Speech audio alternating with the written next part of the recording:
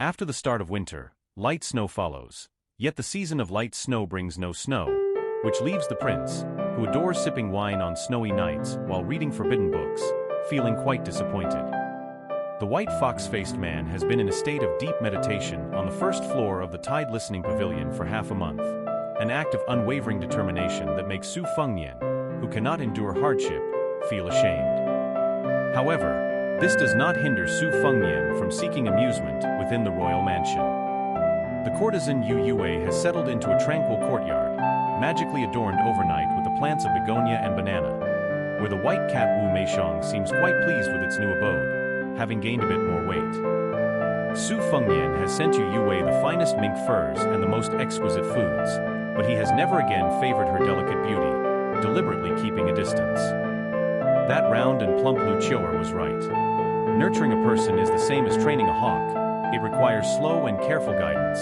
Too fast and the spirit is lost. Too slow and there is disobedience.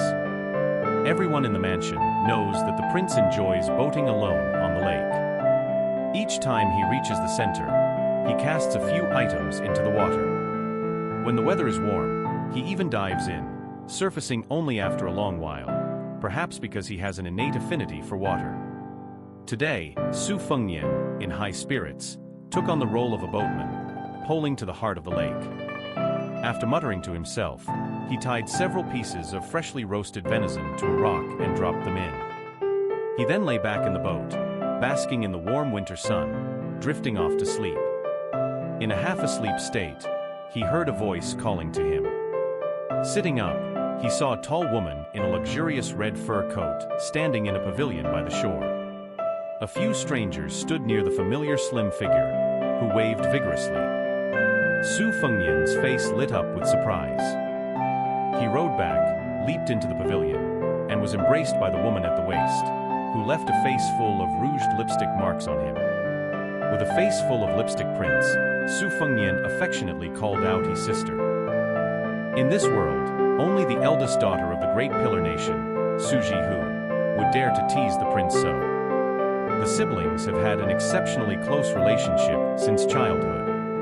Before she got married, Su Fengnian, at the age of 12 or 13, was still sleeping in the same bed with her. If in the world, the king of Beiliang, Su Xiao, is the one who protects Su Fengnian the most, Su Longxiang is the most obedient, then Su Jihu is definitely the one who dotes on and is most delighted by Su Fengnian. Upon receiving a letter from her father saying that her brother had returned to the city, Su Jihu immediately rushed back to her natal home with a group of fierce servants. With tears in her eyes, she pinched her brother's cheek, patted his head, rubbed his shoulders, and without any reservations, slapped Su Fengnian's buttocks hard, and finally habitually reached for her brother's crotch. Su Fengnian, with a bitter face, said, sister, it's very good here. There's no need to check, there are outsiders." Who are these two people? In addition to the maids and nannies who are always apprehensive due to Su Jihu's fierce and bizarre style, there are two outsiders in the pavilion, both of whom are romantic and handsome. One is dressed in green, with a sword, and the other is tall and strong, with a face full of righteous aura. Su Jihu smiled and pointed, and said coquettishly, "This is Mr. Chui from the Qinghe Chui family, with superb swordsmanship. On the road, my sister met some unscrupulous bandits, and it was Mr. Chui who led the family soldiers to disperse them. This is Mr. Zhang, a chivalrous person, and he is very famous for his chivalrous deeds in the Guangzhou area. They are all my benefactors." The two of them bowed together and said, "I have seen the prince." Su Fengnian smiled and said, "Since they are the benefactors of my sister, they are also the benefactors of this prince. Is there any martial arts technique you want to practice? There are many books here, let people take out a few for you." The handsome Mr. Chui's eyes were hot, but he concealed it very well and declined. The chivalrous Zhang Gongzi was not interested at all. Su Fengnian cursed he affected and he lacking in wit in his heart, but his face was still enthusiastic. He said a lot of polite words, and Su Jihu didn't feel bored. Anyway, in her eyes, her brother is the most perfect one. Even the embarrassing posture of falling off a horse while learning to ride was a very elegant posture. Su Fengnian beckoned Jiang and I to come over and asked her to take the two young men to visit the royal mansion, then dismissed all the servants, leaving only the brother and sister who hadn't seen each other for many years. Su Fengnian said impolitely, "His sister, Mr. Chui's appearance is good, but it seems that his heart is not good. He is the same as me. Don't be deceived by money and color. As for that big guy, he is either really stupid or has a deep mind, and he is not a good bird. You can play with them, but don't have real feelings." Su Jihu poked her brother's forehead with one finger and said with a smile, "Does my sister need you to teach me? Men, my sister can tell whether the bird in his crotch is big or small, good or bad, just by glancing." Su Fengnian held his sister's hand, picked up a tribute yellow citrus, peeled it, and the brother and sister each took half. Su Fengnian put a piece in his mouth and said with a smile, "His sister seems to have gained some weight, which is good. If you are thin because of hardship, I will go to Jiangnan Road to kill." Su Jihu suddenly cried without any warning, and Su Fengnian thought his sister was bullied there, gnashing his teeth and saying, "Just sister, tell me, who made you unhappy? I will take people to copy the tools and kill them." Su Jihu wiped her tears, stopped crying for a long time, took Su Fengnian's hand, looked at the calluses on the palm and fingertips, and choked up again. "Your sister knows you have not had an easy time traveling these 3 years. How could you have been willing to swallow a whole piece of citrus before? Even if my sister is willing to tear off the citrus silk, you may not be willing to eat it. My sister is well fed and can eat what kind of hardship. Even if it's a shameless widow who is stabbed in the back by others, it's just a trivial matter for my sister. But you have traveled thousands of miles on foot for 3 years. My sister doesn't dare to think about it. Heartless father. I'm going to find him to settle the account. If he doesn't love you, you can go to Jiangnan Road with my sister. It's rich there, and the girls are pretty." Su Fengnian made a funny face like a pig's head, which made his sister laugh, and then he said with a big laugh, "His sister, I'm not a child anymore." Su Jihu hugged Su Fengnian and pressed his head on the full chest that all the men in Jiangnan Road were coveting, and said, "Even if you're not a child anymore, you can sleep with my sister. You can't escape tonight." Su Fengnian said with a face that was not shy, "His sister, it's indecent." Su Jihu twisted her brother's ear and threatened, "Believe it or not, I will now publicize your heroic deeds of wetting the bed when you were 8 years old. And when you were 12 years old and lay in bed with my sister, which time did you wake up in the morning without your hand pressed here? Ha!"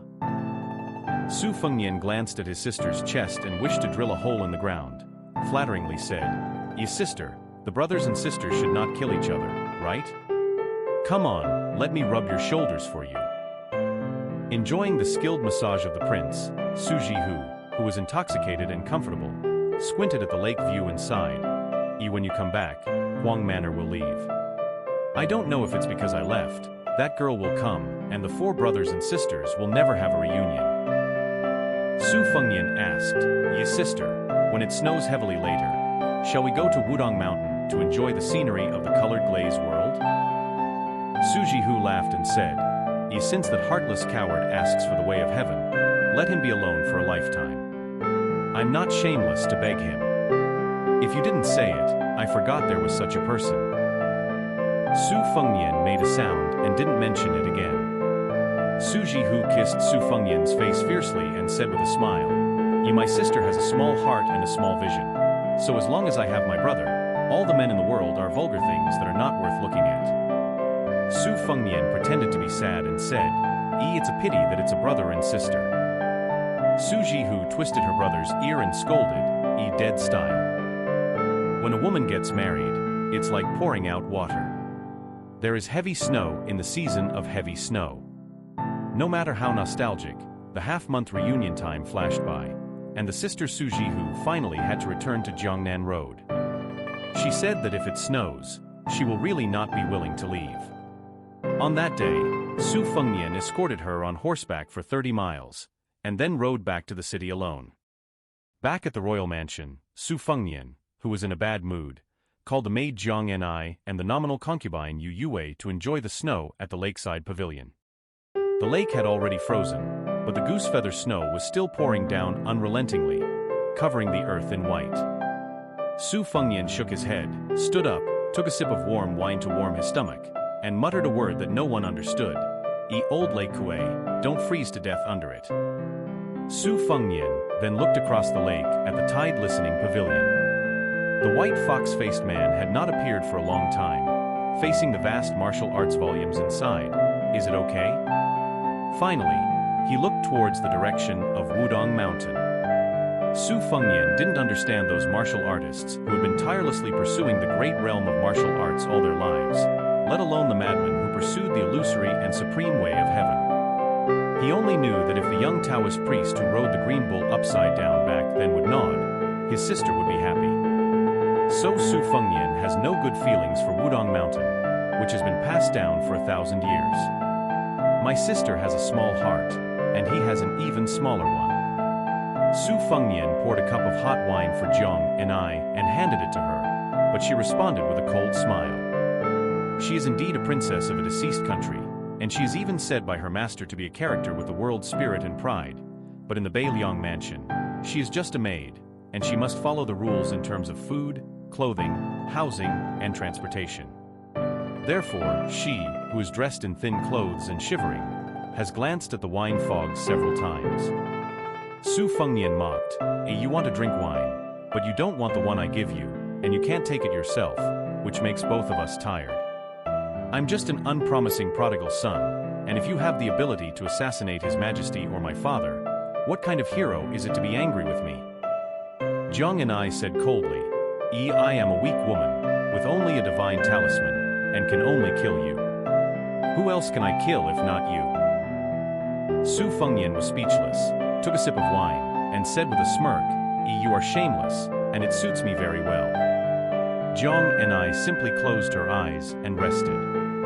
Yu Yue, who was holding Wu Meishang, was very curious about the identity of this beautiful maid. A white rainbow came out of the pavilion. It landed in the lake not far from the tide-listening pavilion. The white fox-faced man in white took out the two swords of winter embroidery and spring thunder for the first time. The winter embroidery sword is 3 feet and 2 inches long, weighing 10 pounds and 9 ounces. The sword maker does not seek sharpness, but goes against the norm and makes it dull. The spring thunder sword is 2 feet and 4 inches long, weighing only 1 pound and 3 ounces. The whole body is purple, and it can easily cut through heavy armor. A winter embroidery sword rolls up 1,000 layers of snow. It seems that the snow all over the world follows the shadow and pours towards the white robe walking on the lake. Magnificent and magnificent. A spring thunder sword is cold, and the ice on the lake surface splits into nearly 100 astonishingly large concave slots. The wind and snow are dazzling. Su Fengnian, who just picked up a cucumber to gnaw, froze, staring at the one person and 2 swords in the snow in the lake like a fairy. Gnawing raw cucumbers and corn are habits developed from the 6,000-li journey, catering to the piquage taste of the prince, and many raw cucumbers that are washed but not peeled are prepared, as well as some sweet corn. It is not a small expense to make these things at this time. Jiang and I murmured, what a beautiful woman. Compared to the maid who has no lethality except for a divine talisman, Yu Yue, who has a rough knowledge of swordsmanship and has been in Shangyin Academy for some years, has more insight. The elegant character who is brave in the lake with a sword is definitely the top swordsman. This kind of scenery is not inferior to the sword dance of his mother he saw when he was young. The white figure rolls forward with snow. The 2 swords are unparalleled. Su Fengnian took a bite of the cucumber and said happily, This is the style of a master. The wind and snow in the lake suddenly stopped, and a short knife that had been resheathed was thrown out, drawing a mysterious arc and directly inserting into the snow in front of Su Fengnian. This year, in the season of heavy snow, the white fox-faced man abandoned a spring thunder and boarded the 2nd floor.